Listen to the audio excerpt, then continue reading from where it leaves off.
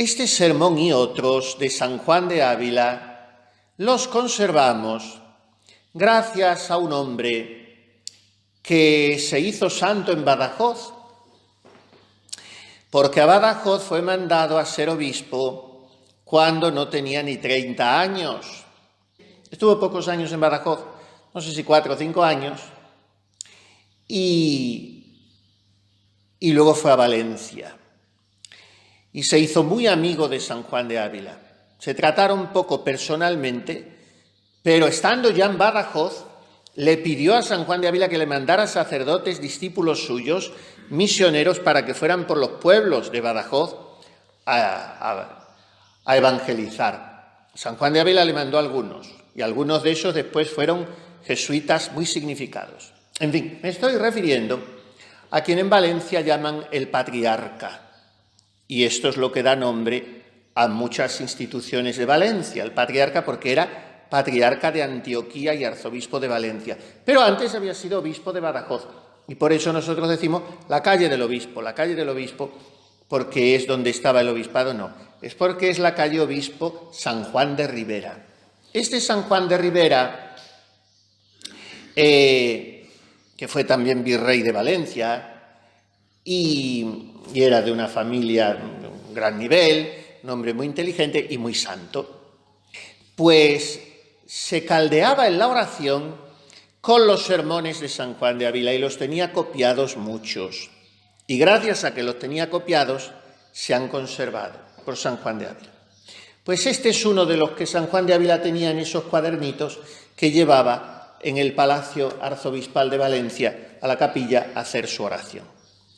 Y es un sermón precioso sobre la visitación, que vamos a compendiar así: la humildad y la memoria.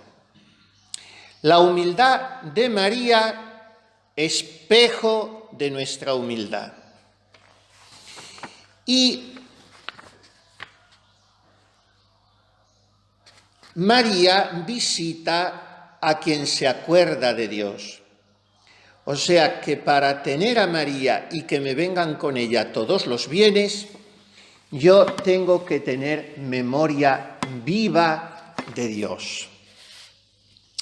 Empieza San Juan de Ávila diciendo, con esa elegancia suya tan espontánea, que en realidad las palabras son cosa que se lleva al viento, son cosa de poco tomo, que poco trabajo nos cuesta pronunciarlas. Las palabras, dice él, son aire herido, porque cuando yo digo una palabra, rasgo el aire. Y a veces se hiere de tal manera el aire con una palabra que esa palabra es como un clavo, es como una flecha.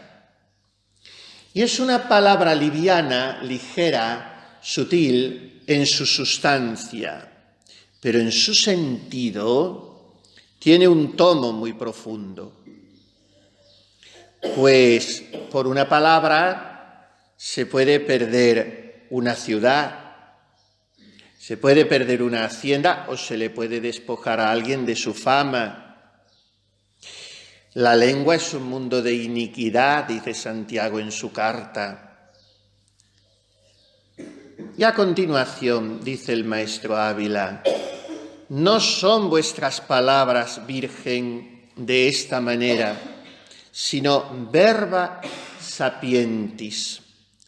O sea, son palabras del sabio. ¿Por qué? Porque las palabras de María trajeron a Dios a su vientre. ¿Cuál es la palabra fundamental de la Virgen? La que hace de ella un altavoz del verbo sin voz. Fíjense, el verbo es la palabra, pero la palabra más importante del verbo es aquella que no ha sonado al exterior, porque la ha pronunciado el Verbo en el momento preciso de encarnarse en el seno de la Virgen. ¿Y cómo la sabemos? Si no la pronunció en alta voz, porque nos la dice el autor de la epístola a los hebreos y del Salmo. Tú no quieres sacrificios ni ofrendas, pero me has preparado un cuerpo, y he aquí que vengo, oh Dios, a hacer tu voluntad. Cuando Cristo entró en el mundo dijo: heme aquí, Señor, para hacer tu voluntad. De manera que la palabra principal, fundamental, sustancial, que produce lo que significa, esto quiere decir palabra sustancial, del logos, del verbo, de la palabra, es esta: ecce venio. He aquí, oh Dios, que vengo a hacer tu voluntad. Y esta palabra que él no pronuncia porque es un minúsculo embrión en el seno de María, su madre, para que nosotros la oigamos, la pronuncia en voz alta. Y al mismo tiempo que el verbo está diciendo eso, María está diciendo: ecce ancilla Domini. Entonces aquí tenemos la sintonía asombrosa, estremecedora, total, la asimilación existencial entre esos dos corazones. Lo que siente el de Jesús es lo que traduce el de María. No hay un pálpito, no hay un latido, no hay una fibra, no hay una vibración en el corazón de María que deje de coincidir milimétricamente con el corazón de Jesús desde el punto y hora de su encarnación. Ecce venio, facere voluntatem tuam. He aquí que vengo a hacer tu voluntad. Ecce ancilla Domini, fiat mihi secundum verbum tuum. He aquí la esclava del Señor, hágase en mí según tu palabra. Según esa palabra que no pronuncias al exterior, porque no es menester que la pronuncies, porque la palabra tuya tú no la dices, tú la eres, tú eres la palabra. Y yo soy altavoz de la palabra. Esto nos tiene que enseñar, queridas hermanas, a que si nosotros verdaderamente vivimos como debemos vivir, identificados, compenetrados, sintonizados con el corazón de Jesús, nuestra vida debe reproducir las actitudes de María, porque el altavoz, la proyección, el reflejo, la traducción de todos los sentimientos del corazón divino humano de Jesús están en el corazón humano lleno de ternura femenina, lleno de sensibilidad delicadísima, lleno de verdad, lleno de reciedumbre de voluntad de entrega, en el corazón inmaculado de María. Por tanto, las palabras de María no son una cosa liviana que se queda ahí flotando en el aire. Las palabras de María producen lo que significan. La última palabra de María es la de Caná: haced todo lo que Él os diga. Ya no habla más en el Evangelio. Viene toda la vida pública de Jesús. María permanece en silencio. Viene toda la pasión. Y María, que es la única que está allí, está pero silente, callada, discreta, escondida. Viene la resurrección. María es la primera que ve al Hijo, la que ha sostenido la fe, pero no habla. Viene Pentecostés y el Espíritu Santo llena toda la casa y abrasa de fuego a los apóstoles y los transforma gracias a la oración y a la penitencia, al sacrificio de María. No digamos penitencia porque María no tiene penitencia como virtud, porque no puede tener dolor de los pecados porque no los tuvo. La penitencia es una virtud que significa dolor de los pecados. Pero nosotros usamos la palabra como hacer penitencia, y eso sí lo hizo María. No hacer penitencia porque ella no tenía por qué hacerla, pero por nosotros. María oraba de rodillas, y María ayunaba, y María hacía mortificación.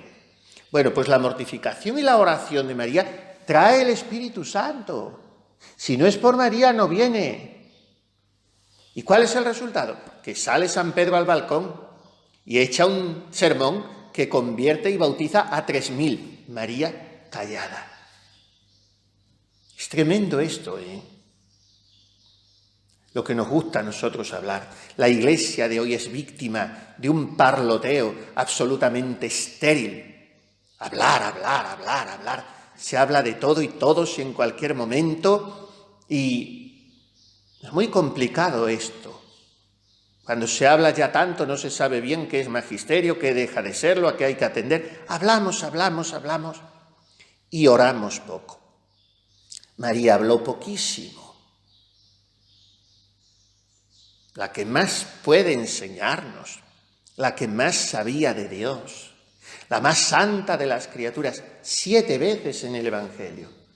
Y la segunda persona más santa de la humanidad, su esposo castísimo, nuestro Padre San José, 0 veces. Encuentren una sola palabra de San José en el Evangelio. Imposible. No habla ni una vez. María 7 veces, se acabó. Y nuestro Señor, en realidad, tampoco es tanto lo que habla. Los evangelios se pueden leer en una tarde. Qué despistados estamos. Programaciones, papeleos, cursillos, reuniones, congresos, capítulos. Cada vez menos santidad, más división, más confusionismo en la Iglesia, más modernismo y más relajación. ¿A dónde conduce tanto hablar? Si habláramos más con Dios. Miremos a María, imitemos a María, que iría siempre como de puntillas, dejando un perfume de Dios, dejando paz, dejando verdad, dejando ansias de cielo. Eso es lo nuestro, eso debe ser lo nuestro. Por eso las palabras de María son verba sapientis. Veámosla en la visitación. ¿Cómo llega? ¿Con qué discreción llega? En cuanto se entera por el ángel Gabriel le dice, mira que está de 6 meses. Y María, como era una mujer educada, dice San Bernardo, virgo urbanísima, virgen educadísima. No se pone a inquirir, se pone en camino. Qué bonito es hacer sin hablar, que es lo contrario de lo que muchas veces hacemos, hablar sin hacer. Obra. Tu misión es estar ahí, no tanto decir que vas a estar o que has estado, sino estar. Entonces María le dice a José, mira, investígame lo antes posible una caravana que vaya a Incarín, porque tengo que ir a ver a mi prima. Y José tampoco se pone a discutir ni a investigar, lo que tú digas, María. Se enteran de la primera caravana, porque no creo que fueran solitos. Es posible si San José consigue un borriquito, no lo sabemos. Pero eran por lo menos 3 o 4 jornadas de viaje, más bien 4 o 5, porque eran cerca de 120 kilómetros por las montañas. Y eso no se hacía en un día ni en 2. Y había que echar provisiones, y María ya iba encinta. Los primeros meses del embarazo, las primeras semanas, a veces son muy fastidiosas. Bueno, pues allá que van, y entran en la casa sin previo aviso, y así como Isabel sale gritando y alabando a María y diciéndole aquellas preciosidades que nosotros repetimos miles de veces en nuestra vida y cada día cientos de veces en el Ave María, porque rezamos cada día 2 o 3 partes del rosario, las que podamos, y en fin, muchas veces se lo decimos, benedicta tu in mulieribus, et benedictus fructus ventris. Isabel se quedó corta. Nosotros perfeccionamos lo de Isabel, porque decimos Jesús. Pero Isabel no podía saberlo, que se llamaba Jesús todavía, no había sido circuncidado, no se le había puesto el nombre. Pero nosotros, como lo sabemos, nos endulzamos la boca con el nombre, como hacía San Francisco de Asís, que cada vez que decía en italiano es más dulce, en italiano es suave, y en italiano se dice Gesù, Gesù. Y cuando San Francisco de Asís decía Gesù, hacía esto, Gesù, y se relamía, se pasaba la lengua por los labios como que se había llenado la boca de miel. Jesús. Bueno, pues nosotros decimos, Benedictus fructus ventris tui, Jesús. Pero salió Isabel con aquellos requiebros, aquellas alabanzas, y María, qué silencio. Nos la figuramos, niña de 15 años, tan preciosa, tan frágil, tan tierna y tan fuerte a la vez. De hermosas contradicciones te vemos reina adornada, muy mujer para divina, muy celestial para humana. Por su caudillo te aclaman las celestiales escuadras. Bueno, pues esta es María. Y al mismo tiempo, qué suavidad, qué gracilidad, como una mariposa blanca que está allí moviéndose sin hacer ruido. Y María sonríe, no empieza tampoco a manotear, como hacemos nosotros con nuestra falsa humildad. No, quita, ¿qué cosas dices? No seas exagerada. No, María vive en la verdad. Sabe que lo que le está diciendo su prima es todo verdad, que ella es bendita entre las mujeres. Tanto lo sabe que va a decir todavía algo más rotundo dentro de un momento en el Magnificat. Me llamarán bienaventurada todas las generaciones.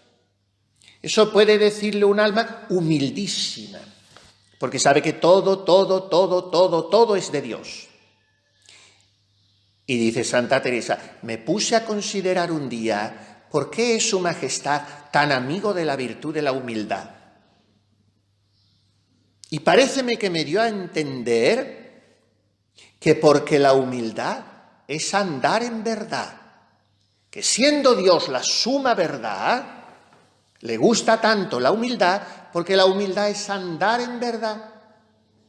Y lo es muy grande entender que no tenemos cosa buena de nosotros, sino la miseria y ser nada. Y quien sabe que es nada, puede decir como Santa Teresita, cuando unas semanas antes de morir se vuelve a sus hermanas que están allí en torno a su lecho de enferma cuidándola y les dice con ese gesto de niña pícara traviesa que ponía, hermanitas mías, sabéis muy bien que estáis cuidando a una pequeña santa. El único caso de autocanonización que yo he conocido. Santa Teresita, con todo su descaro, se lo dice a sus hermanas. ¿Por qué? Porque estaba tan firmísimamente persuadida de que toda su santidad era de Dios, que ella no tenía nada, que lo podía decir tan tranquilamente. A nosotros pensar que tenemos una virtud o que el otro nos la diga, pone enseguida en peligro nuestra poca modestia y la humildad se nos tambalea. ¿Por qué? Porque dice, mira, pues sí, he adquirido esta virtud, que no has adquirido nada, que no vales para nada, que no eres nada, que todo es de Dios. Entonces, esto es la humildad. Miremos a María en la visitación. Qué discreción, qué silencio. Pero ¿qué hace? Por medio de ella, el niño, miren cómo lo dice San Juan de Ávila tan graciosamente, el niño recibe aceleración de libre albedrío. O sea que a partir de entonces adquirió Juanito uso de razón. La Virgen Santísima lo tuvo como nuestro Señor desde su concepción. Esto ni se predica hoy, parece una exageración, pero esto es la doctrina común de los teólogos y cierta. Pero Juan no fue concebido con uso de razón. Pero hay dos personas que, siendo concebidos en pecado original, han sido librados de él antes de su nacimiento. San Juan Bautista y antes que él, nuestro Padre San José. La Venerable Madre María de Jesús de Ágreda, en la mística Ciudad de Dios, que es una obra maravillosa, dice que nuestro Padre San José fue librado del pecado original al 4º mes de su gestación. Claro, tenía que ser antes de 6 meses, porque Juan lo fue a los 6 meses. Y naturalmente, nuestro Padre San José es más santo que Juan Bautista. Nuestro Padre San José va inmediatamente después que la Santísima Virgen. No ha habido nadie más santo. Después San Juan Bautista. Pues nuestro Señor dice, no ha nacido de mujer uno más grande que Juan el Bautista. Pero el más pequeño en el reino de los cielos es más grande que él. Y ya estaba San José en el reino de los cielos. Por lo tanto, es más grande. Bueno, pues Juan recibe aceleración del libre albedrío, dice San Juan de Ávila, y recibe la gracia. ¿Y qué le sucede a Juan? Conoció a Cristo, se gozó, le adoró y quedó libre del pecado original. ¿Todo esto por qué? Por las palabras de María, por la presencia de María. Hay una antigua oración en la que se le dice a María, recordare Virgo Mater, cum steteris ante Deum, ut loquaris pro nobis bona. Acuérdate, oh Virgen Madre, cuando estés ante Dios, de decirle cosas buenas de nosotros. Háblale bien de nosotros a Dios. Et avertas indignationem sua nobis, para que aparte su indignación de nosotros. ¿Qué hace una madre? Una esposa con su esposo cuando el hijo ha hecho una trastada. Se presenta ante el marido y dice, mira, que es un niño, que no se lo tengas en cuenta, que yo lo conozco bien y no lo va a volver a hacer. Y el enfado que tenía el padre se le pasa porque va la madre. ¿Qué hace María? Se planta como reina madre en presencia de su hijo a hablarle de nosotros. En el Antiguo Testamento aparece muchas veces la figura de la Gebirá. Gebirá, en hebreo, en arameo, significa reina madre. En la cultura judía tenía mucho más poder la reina madre que la reina esposa. Así se empezaban siempre los sermones. O sea que el predicador pedía la bendición de Nuestra Señora, y es lo que hace Juan Bautista. Pide la bendición de la Madre de Dios. ¿Cómo osaré yo predicar si no habla ella por nosotros en el cielo? ¿Cómo profetizaré yo si no oigo a esta gran cantora que hoy cantó el suavísimo canto de la Magnífica? ¿Cómo yo voy a cantar las grandezas de Dios si no escucho a María? Ella es la gran cantora que me quiere enseñar a cantar. Visitadnos, Señora, con vuestra intercesión. Hablad por nos a Dios para que yo hable bien de vos. Y entonces viene la gran enseñanza de María en este paso de la visitación, la humildad. No ha habido nadie que haya tenido un parentesco tan grande con Cristo como María, no un parentesco por ser su madre biológica. Bendito el vientre que te llevó y los pechos que te criaron mejor. Dichosos los que escuchan la palabra de Dios y la cumplen. Porque no ha habido parentesco entre los hombres y Cristo, ni entre los ángeles y Cristo, como entre María y Cristo. ¿Por qué? Porque la conjunción con Dios más grande que puede darse es la unión personal. Y María ha tenido la doble unión con Cristo. La más grande en el orden de la carne, porque ha sido su madre, y la más grande en el orden de la gracia, porque ha sido su más perfecta discípula y su más hermosa filigrana de santidad, de perfección. Y además porque ha sido la reproducción de Cristo. Ella ha sido virgen porque su hijo iba a ser virgen. Cristo virgen, María virgen. Él predicó la pobreza, María la había obrado y vivió despojada de todo y de todos. El Señor predicó humildad y caridad. ¿Y cuántas veces la había practicado primero la Virgen? El lucero vino antes que el sol. Y bueno, pues cuando salgo por la mañana temprano, es muy hermoso de ver la estrella matutina, la que está anunciando el sol, esa primera. Y siempre pienso en la Santísima Virgen. Esa estrella como la primera de la tarde también. la estrella del mar que guía a los caminantes, como busco siempre también la polar, por la noche que se ve la Osa Menor y busco la polar, y esa polar es la que gobierna todo el sistema estelar. Bueno, pues esa es María. El lucero viene siempre antes que el sol. En la Virgen todo es limpio y blanco más que la nieve, sin ninguna mancha de pecado. Es tanta su humildad que por ella se hizo amable a Dios y lo atrajo a sí. Por eso ama tanto Dios que el hombre sea humilde, llega a decir San Juan de Ávila tomándolo de San Agustín. Ama tanto Dios que sea el hombre humilde, que aunque sea a trueque de pecar mortalmente, le permite caer para que sea humilde. Dice San Agustín, a los que aman a Dios todo les sirve para el bien, dice San Pablo, y San Agustín termina, incluso los pecados, porque los pecados nos hacen más humildes si nos sabemos aprovechar de ellos. Por tanto, la humildad es señal de que hay gracia en esa alma, la soberbia es señal de que no hay gracia. ¿Y qué acto de humildad hizo María con Isabel? Abajarse en ir a ver y servir a la que era menor que ella. Porque a quien Dios más le alza, si es un alma grande de verdad, Él más se abaja. Imitemos la humildad de la Virgen, porque es espejo de humildad. Los desasosiegos vienen por la soberbia, dice San Juan de Ávila. Las inquietudes, las intranquilidades, que me falta paz, que me ha venido un bajón de ánimo.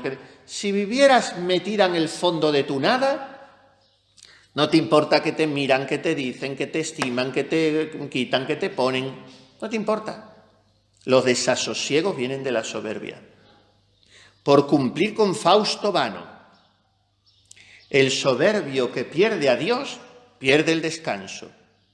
Ahora, quien a Dios tiene, nada le falta, dice Santa Teresa. ¿Y cómo se le conoce? En la humildad, en que está siempre en un ser.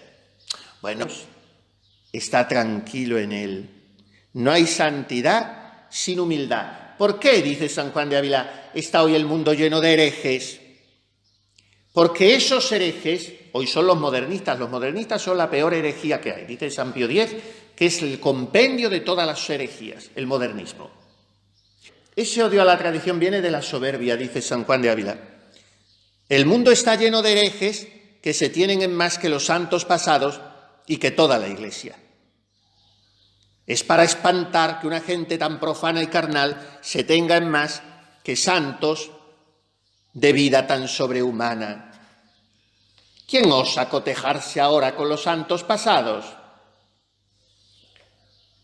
Lo que importa es conservar lo que hemos recibido y ser fieles a la doctrina de Cristo. San Juan de Ávila, en los negocios de Dios, poca parte es ingenio, ni estudio, ni lenguas, sino el magisterio de Dios. Y mejor lo han dicho a su Iglesia santos, vírgenes y mártires, y de grandísima vida. Porque si hay conocimiento de Dios en la tierra, lo tienen los amigos de Él. Mas es tanta la ceguedad de la soberbia que no deja ver aún lo más claro. No está Dios allí, porque su espíritu es humilde y manso. Por tanto, quien quisiere tener alguna conjetura de que tiene a Dios, sea humilde e imite a la Virgen, que siendo preñada de Dios, va a servir a la preñada de hombre. No va a parlar, no por callejear, no va por enseñar sus vestidos y hermosura. No contó nuevas, no dijo mal de ausentes, que es lo que se hace en las visitas, sino que fue movida solo de su humildad, de su discreción y de su silencio.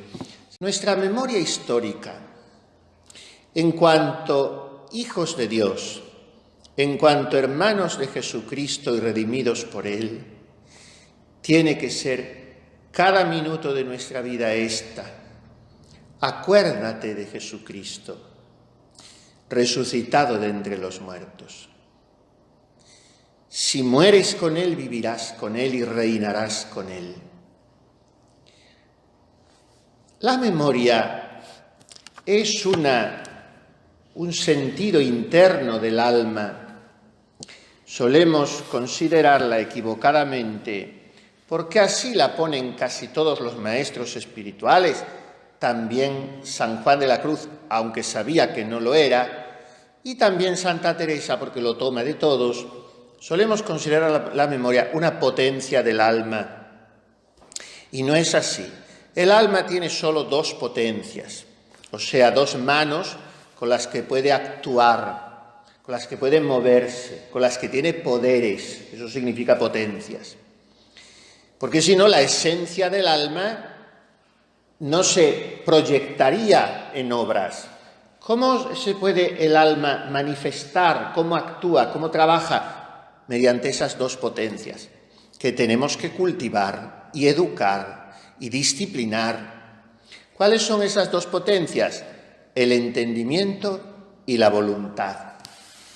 Si no tienes entendimiento, si eres un pelele que solo funcionas a impulsos de tu capricho, de tu veleidad, de tu apetito, que es como desgraciadamente hoy funciona tanta gente, pues eres más un animalito que una persona humana, porque tienes alma, pero casi es un alma vegetativa, no es un alma intelectiva, ni un alma volitiva, porque ni te funciona el entendimiento ni la voluntad. Esas son las dos potencias del alma. ¿Por qué se pone también la memoria? Pues porque suele interesar, sobre todo a San Juan de la Cruz, para decir, educando cada potencia del alma, educamos una virtud teologal.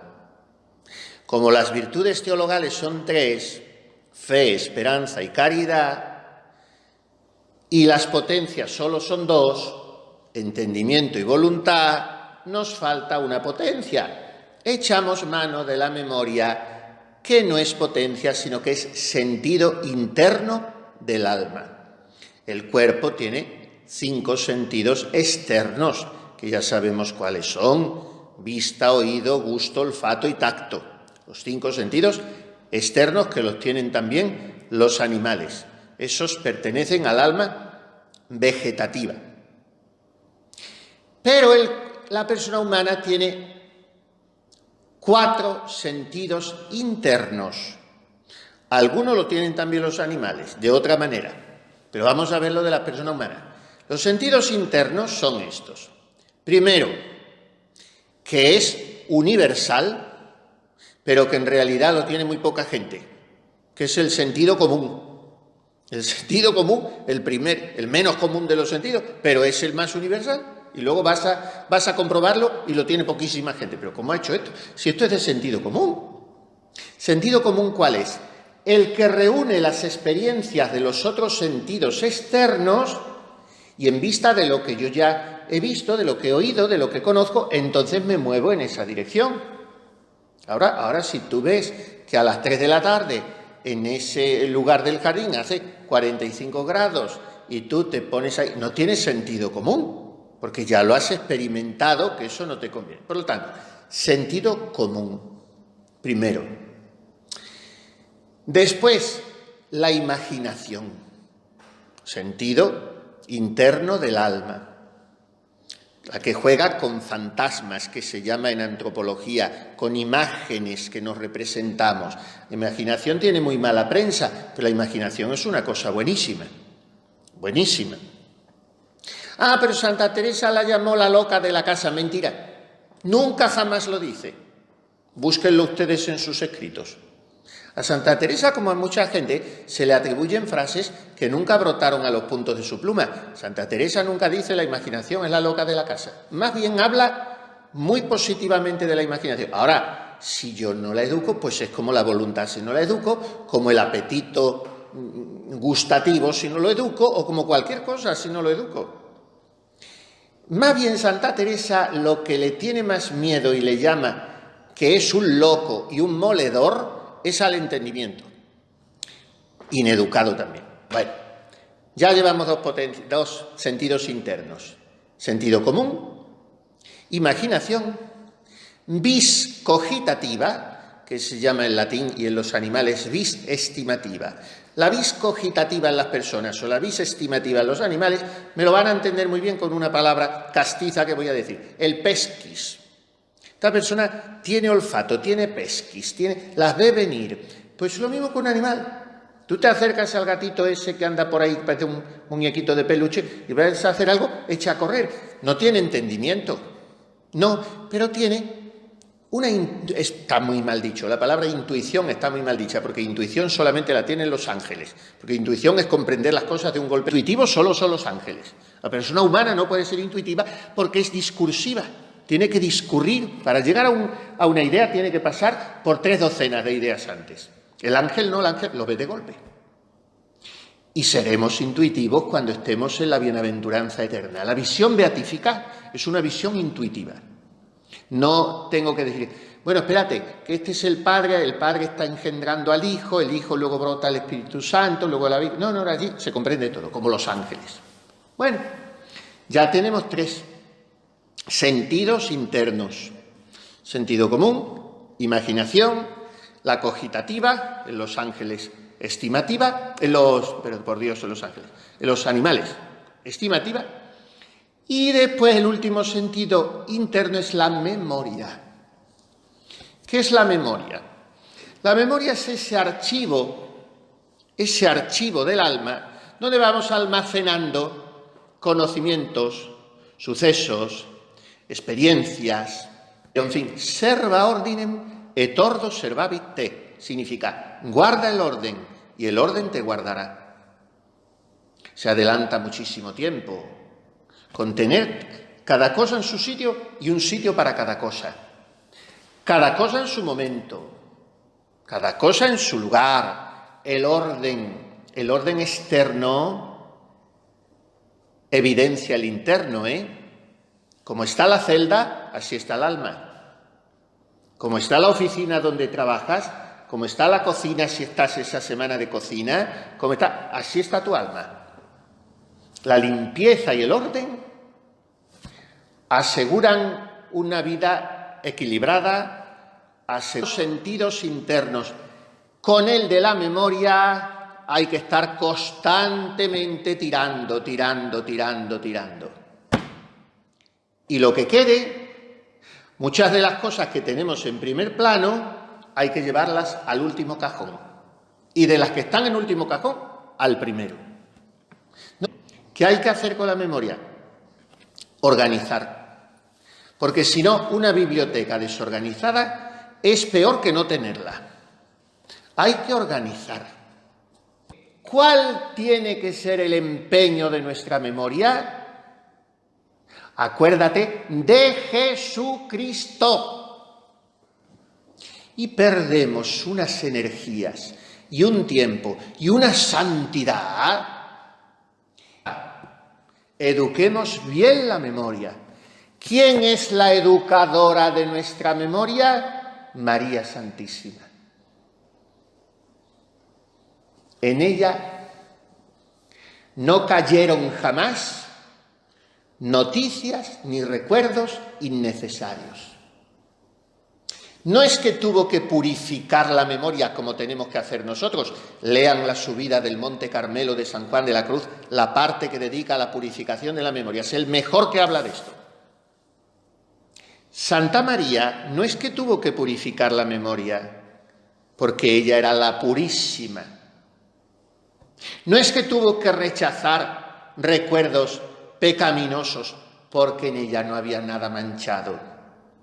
Es que su absoluta simplicidad hacía que no tuviera partes. Cuando decimos una persona es muy sencilla, ¿qué queremos decir?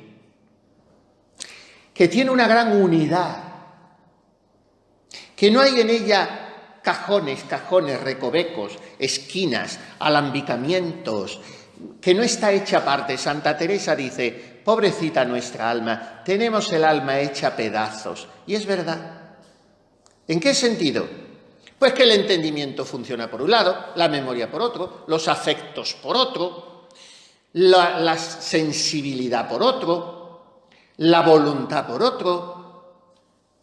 Si unificamos o dejamos que el Espíritu Santo unifique nuestra alma y que Dios la vaya empapando, entonces nuestra alma se simplifica, se hace sencilla, se armoniza, se integra, se unifica.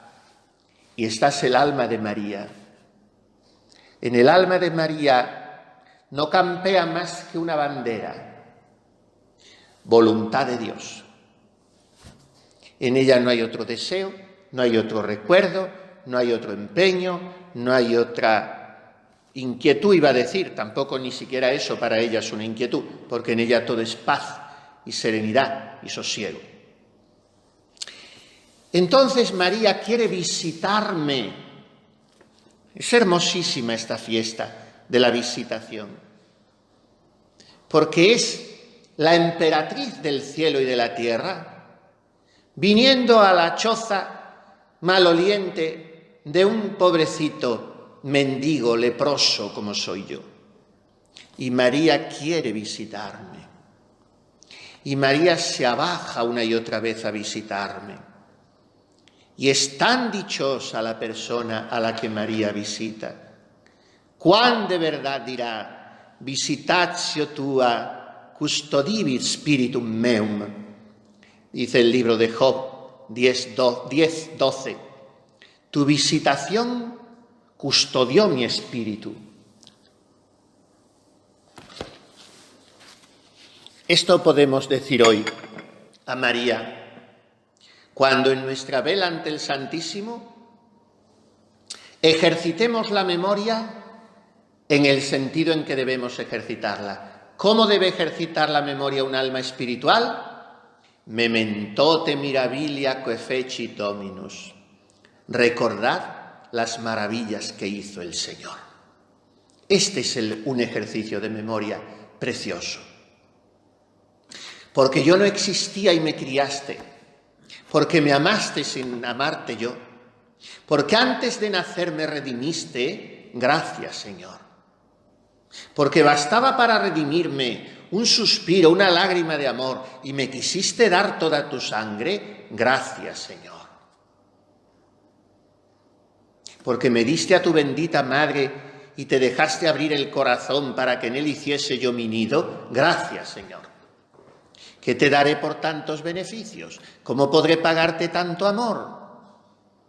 Nada tengo, Señor, y nada puedo, mas quisiera desde hoy que cada instante de mi pobre vida, cada latido de mi corazón, cada palabra, cada pensamiento, cada paso que doy, sean como un clamor que te repita lleno de inmensa gratitud y amor. Gracias, Señor, por tus misericordias. Gracias, gracias, Señor.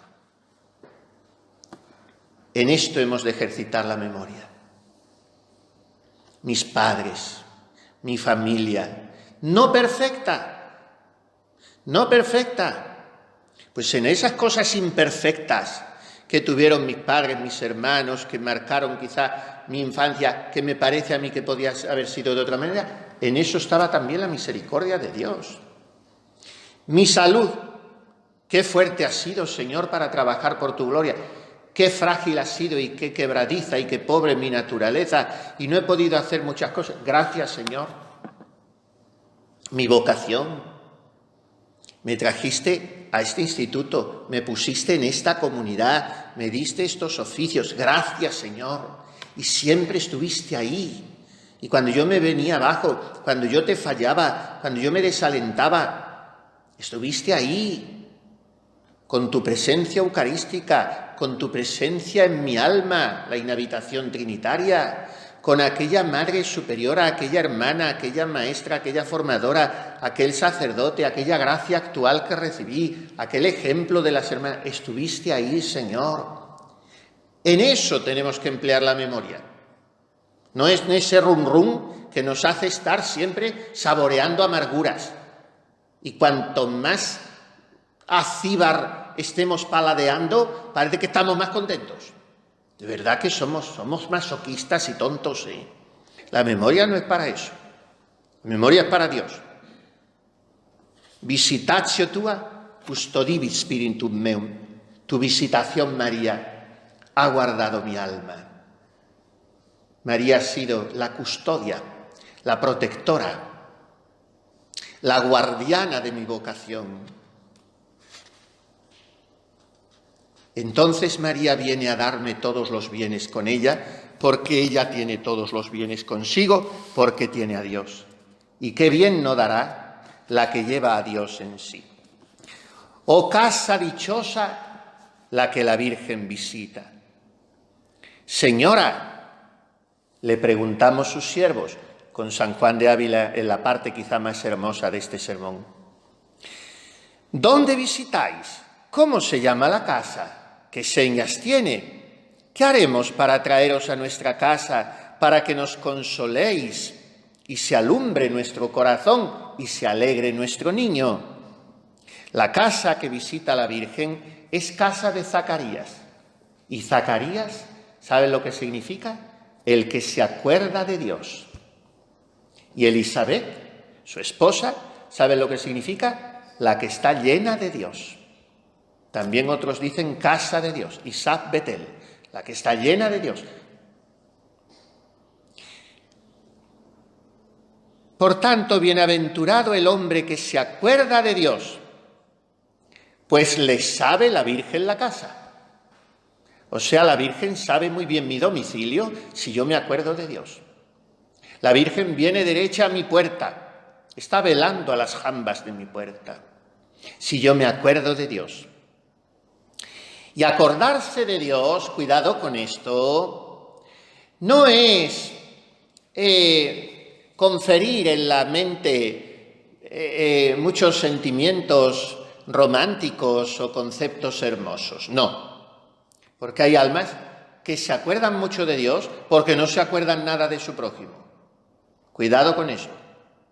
Acordarse de Dios es acordarse de los mandamientos de Dios. Y el primero es amarle a Él sobre todas las cosas y el segundo al prójimo como a nosotros mismos. El que olvida los mandamientos de Dios, el que no los pone por obra, no se acuerda de Dios aunque esté todo el día pensando en Dios. Porque en realidad está pensando en sí mismo. ¿Por qué no somos visitados más de la Virgen? ¿Por qué no sentimos una estrechísima intimidad con María en cada minuto del día como tendríamos que sentirla?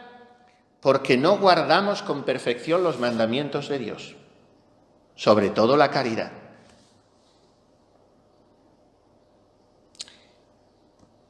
El Señor nos ha encomendado, todo el Antiguo Testamento está lleno de esta exhortación. Acordaos de mí, no olvidéis mis misericordias, mis beneficios. Los salmos que rezamos están llenos de eso. He sido dado al olvido como un muerto en el corazón, dice un salmo. ¿Por qué? Porque no me he acordado de Dios. Para que me acuerde de Él se ha quedado Él en el sacramento del altar, dice San Juan de Ávila, mas no aprovecha que a Él y a sus beneficios hemos olvidado. Olvidado tenemos a Dios y a su ley, y por eso no somos visitados de la Virgen, que ella así lo siente, pues lo dice, quodcunque dixerit vobis, facite. Todo lo que Él os dijere, hacedlo. Solemos decir la boda de Caná, como digo la última palabra de la Virgen, la séptima en el Evangelio. Haced lo que Él os diga. No, la Virgen dijo, haced todo lo que Él os diga. Oh consejo tan de madre y tal madre. Así se torna la tristeza en alegría, el agua en vino, haciendo todo lo que el Señor nos manda.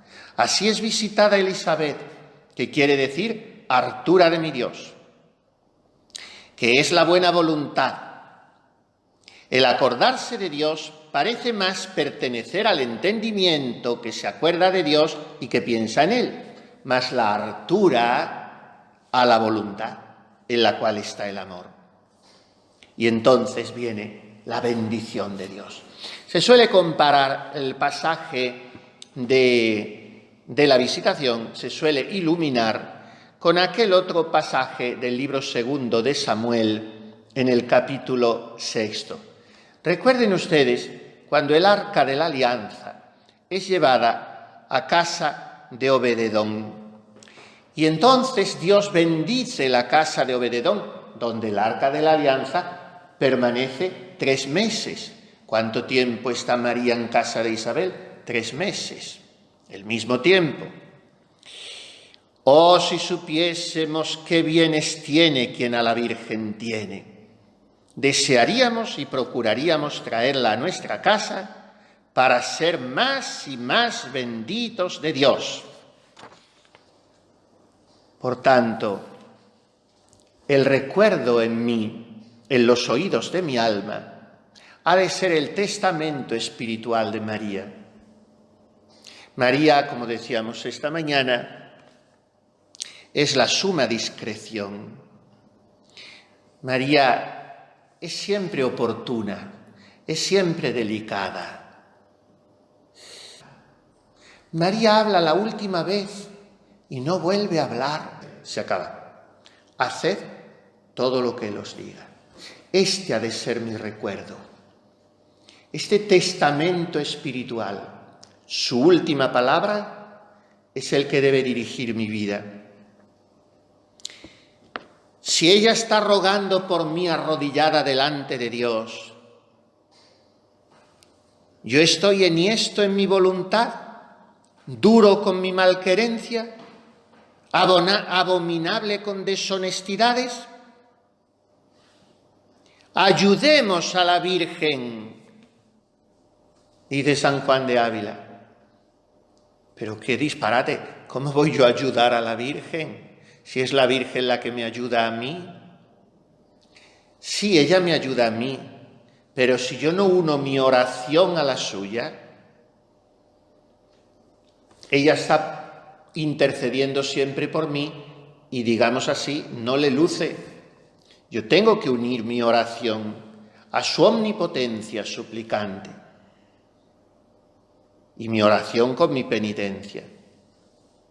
Y sentiremos el provecho de su visitación y diremos, «Unde hoc mihi», ¿de dónde a mí? Que venga a mí la Madre de mi Señor.